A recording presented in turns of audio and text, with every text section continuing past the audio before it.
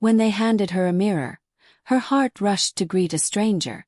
The lips looked dramatic, swollen. Not quite hers, Dr. Favor said. Swelling will go down in 48 hours.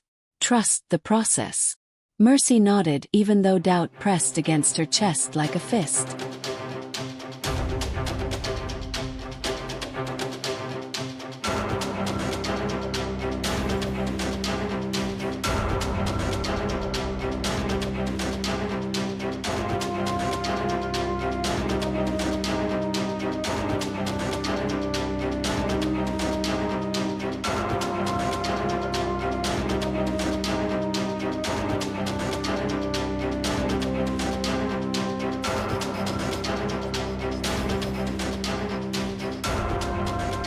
Oh my God, see my mouth.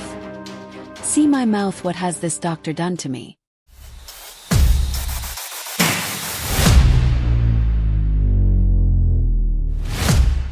Lagos hums like a restless drum. Okada horns, generator hums, street vendors singing prices over the heat. In a small mirror by her window, Mercy traces a finger over her lips, practicing a smile that never feels right.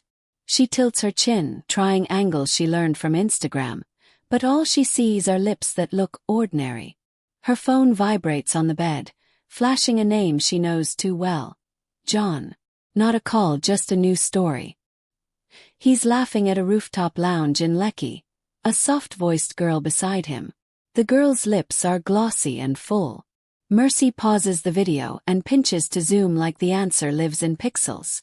Do you ever feel like you're the only person in the room nobody sees? She texts her best friend, Clara.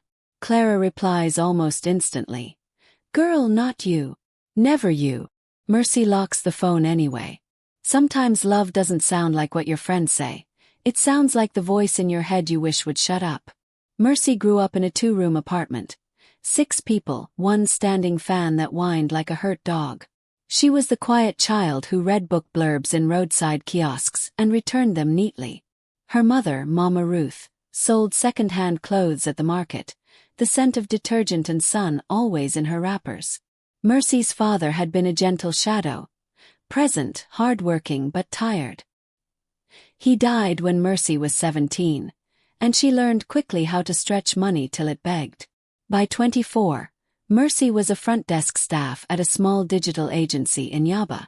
She greeted clients, printed invoices, and smiled for a living.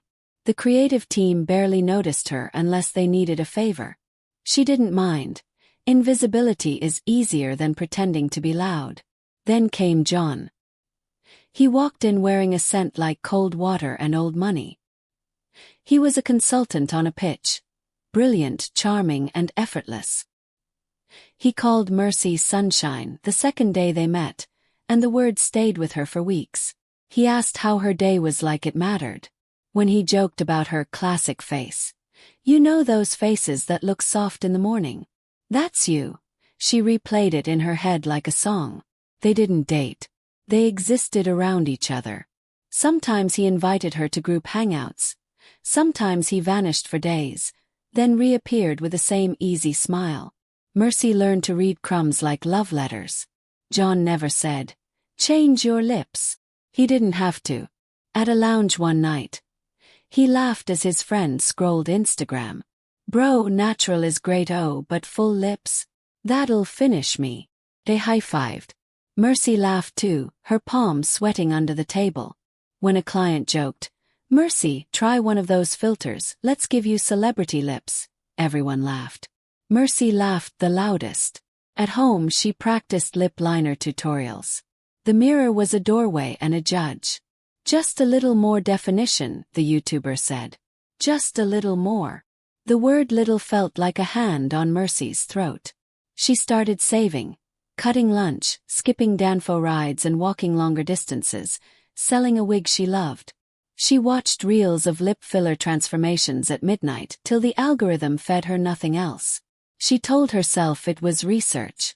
She told herself she was doing it for her. She was doing it for him. The clinic in Surulere had glass doors that stayed cool even in heat. The receptionist wore a smile that didn't touch her eyes. Diplomas on the wall, eucalyptus in the air, a playlist of soft piano that hid the sounds Mercy didn't want to hear. Dr. Favor was handsome in the way people trust on sight. "It's a simple enhancement," he said. "We'll add subtle volume to balance your features. You'll look like yourself, just refined." He tapped a tablet showing before/after faces, each like a promise. "Side effects are minimal. Some swelling. I've done this 1,000 times." Clara came anyway, arms folded. "The friend who you love because she refuses to clap for your cliff jumps." "Mercy," she whispered. "If you want this for you, do it. But if this is for a man who can't hold a conversation longer than a filter." "I need to do something," Mercy said. "I'm tired of feeling invisible." Clara sighed, squeezed her hand. "Then let it be your choice. Not his ghost inside your head." Mercy nodded. But inside, she was already rehearsing the look on John's face when he saw her new smile. They numbed her lips. The first injection pinched like a lie you pretend doesn't hurt. The second burned. Mercy gripped the chair arms and watched the doctor work like an artist who charged in syringes. Took 20 minutes. It felt like a decision you can't undo. When they handed her a mirror, her heart rushed to greet a stranger. The lips looked dramatic. "Fallen. Not quite hers," Dr. Favor said. "Swelling will go down in 48 hours. Trust the process." Mercy nodded even though doubt pressed against her chest like a fist. He paid. She booked a follow-up. She smiled carefully so nothing split. Outside, the street felt louder. Lagos looked the same, but everything had shifted half an inch. Mercy messaged John. "Are you free this evening? I want to show you something." He replied with a thumbs up, the laziest yes in the world, and somehow it still made her breathless. She picked a simple black dress and a red gloss that caught light like water. When John arrived at the cafe, he hugged her sideways, his eyes scanning her face as if taking attendance. "Hey," he said. "You look different." Mercy touched her lip without meaning to. "Do you like it?" John's gaze lingered. Not admiration, calculation. "You did fillers." "Ah yeah, just a little. What do you think?" John leaned back, fingers drumming his cup. "Mercy, why?" The question was an iron gate that slammed without warning. "Because I wanted to," she said too quickly. "Because I felt like it."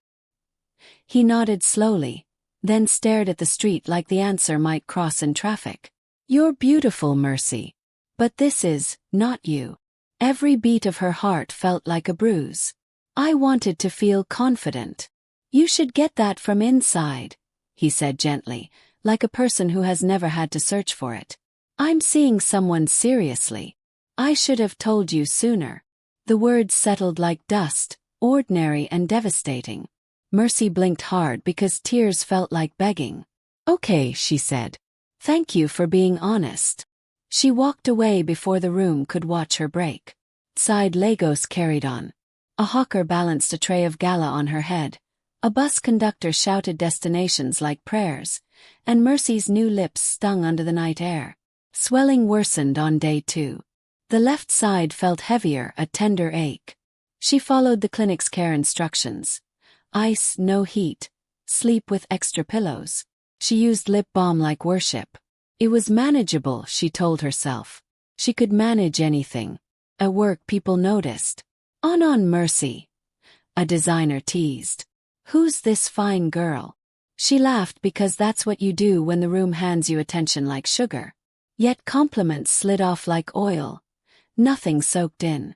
On day 4, the left side looked uneven, a subtle ridge Mercy hadn't seen in the doctor's tablet. She took pictures in daylight, bathroom light, window light, flash. In some angles she looked stunning. In others she saw a girl trying too hard. She called the clinic. Receptionist said, "It'll settle. Give it 7 days."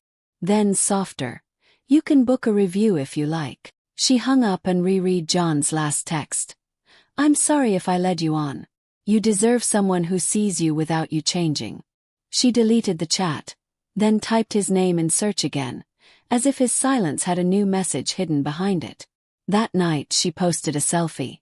New look, same heart. Be kind. The likes came in fast. Hearts, flames, kisses from strangers.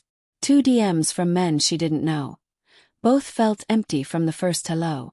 She slept badly, dreamless and tired. Mama Ruth noticed on Sunday after church. "Come here," she said in the kitchen, where steam rose from a pot of jollof like incense. She held Mercy's chin gently. "You changed your mouth." Mercy tried a joke. "Upgrade, mummy. 2025 model." Mama Ruth didn't laugh. "Who asked you to do this?" "No one," Mercy said. "Me." Her mother was quiet a long moment, the kind of silence that held old stories. "When I was young, someone told me my nose was too wide. I prayed to God to borrow me another face. He said no. He said, use the one you have and lift your head. I learned to do it. Took years. Don't let this world confuse you into buying the respect you already own. It's not like that." "Then what is it like?" Mercy looked away. Words crowded her throat. "I just wanted to feel enough." Mama Ruth touched her cheek. "You were born with enough. You don't need to bleed to prove it." They didn't fight. They didn't need to. Love sat between them, complicated and unafraid. Unevenness persisted. A tiny lump formed on the left. Google said, "Massage gently. Wait 2 weeks. See your provider. It's normal." It's not normal. The internet was a chorus that never agreed. She booked a review. The clinic called back. Number not reachable. She checked their Instagram page, unavailable. The glass doors in Surreyr looked the same from afar, but up close a paper sign hung crooked, temporarily closed. Something inside Mercy went cold. Clara found her on the sidewalk, hands in hair, breath too fast. "Hey, breathe." "They're gone," Mercy said. "Just like that." "We'll find someone reputable," Clara said. "A real clinic. We'll fix it." "I don't want to fix it," Mercy whispered. "I want to fix me." Clara looped an arm through hers. "Then we start there." Healing did not look like a montage. It looked like morning walks without headphones so she could hear her own thoughts. It looked like unfollowing pages that made her hate her face, muting people who packaged insecurity as empowerment. It looked like asking the HR manager for a week off and saying honestly, "I'm not okay." She found a licensed clinic in 6, a woman doctor who explained things without selling dreams. "You have a small nodule," the doctor said after examining her. "It's common. We can dissolve it with hyaluronidase, but we'll go slowly and safely. And Mercy, this is optional. You don't owe anyone a particular face." Mercy exhaled so hard it felt like a release. "Thank you." They treated it in 2 sessions. The lump softened. Some volume remained, but the drama calmed down. Mercy kept her mirror time short like sunlight, enough to live, not enough to burn.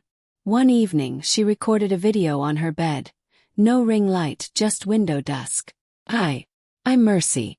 I got lip fillers for a man who wasn't mine, and he left anyway. The clinic ghosted. Felt stupid. But I learned something. You cannot edit your face into someone's commitment." She talked about pressure, about Lagos, about the tiny ways we tell women their faces are public property. She didn't preach. She told the truth like a friend. She posted it with shaking fingers. Then she turned off her phone and cooked beans because beans take time and patience is a muscle. When she checked later, her video had exploded. DMs from women she'd never met. "Same thing happened to me. Thank you for saying this. I thought I was alone." She did a follow-up video. Resources for safe clinics, questions to ask providers, a list of accounts that discuss body image kindly. She said, "If you're doing this, do it for you, with a doctor who treats you like a person, not a before/after slide." People followed not because she was flawless, but because she was real. There is a market for honesty after all. Weeks later, John texted. Of course he did. They always do when the light on you changes. "John. Saw your video. Proud of you. Can we talk?" Mercy stared at the screen long enough for the message to feel silly. She agreed to meet in a public place. Boundaries feel safer with other people's noise. He arrived in a blue shirt that used to make her nervous. It didn't anymore. "I'm sorry," he said. "For everything I didn't say. I should have been clear." "You were clear," she said, calm. "I just heard what I wanted to hear." He winced. "Still, what you did, it wasn't necessary." "It wasn't," Mercy agreed. "But it taught me something necessary." He smiled, relieved. "Maybe we could." "No," she said, gentle but unmoved. "We're fine as memories." He nodded. For a second, his mouth opened like he wanted to argue. Then he closed it and looked at her properly, maybe for the first time. "You look happy." "I am," she said. "Not because of my lips." He laughed softly. "Take care, sunshine." She didn't flinch at the nickname. It no longer mattered to her. Clara remained Clara, the friend who reminds you who you are when you forget. They sat on the floor eating suya at midnight, arguing about terrible romances, crying over good ones. When Mercy apologized, late, for not listening earlier, Clara waved it away. "We all learn the hard way. Just learn." A women's network reached out, asking Mercy to speak at a small event. Body Boundaries Becoming. She almost said no. Then she said yes because fear is a better story when it loses. On stage, Mercy wore a simple blue dress and a soft lip balm that didn't promise anything. She told them about the small sad girls inside big brave women, about the lies we pay for, about clinics that vanish and friends who stay.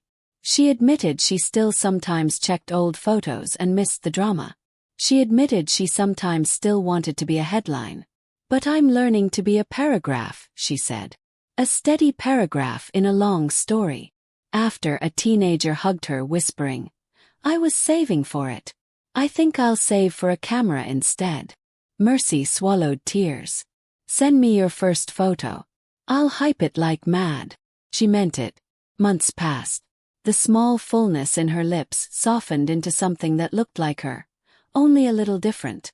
She didn't hate it. She didn't worship it. It was part of her face, like the small scar on her eyebrow from running as a child and not seeing the nail head. One afternoon, sitting by the window where the light was clean, she took a picture. No filter, no pose, just a girl in Lagos with a tender, ordinary mouth. She typed a caption and erased it, then typed again. "I didn't become more beautiful. Became more honest. That's louder." She sent it. Then she closed the app and called her mother to ask about a recipe. Healing, it turns out, tastes like pepper stew and laughter on speakerphone. That night, she slept without the mirror judging from across the room. She slept like a person who chose herself and kept choosing. The next morning, Mercy opened her inbox to a message from an international NGO. "Would you consult on a campaign about safe cosmetic practices and body image in West Africa?" They'd seen her video. They wanted her voice. She smiled, half disbelief, half gratitude.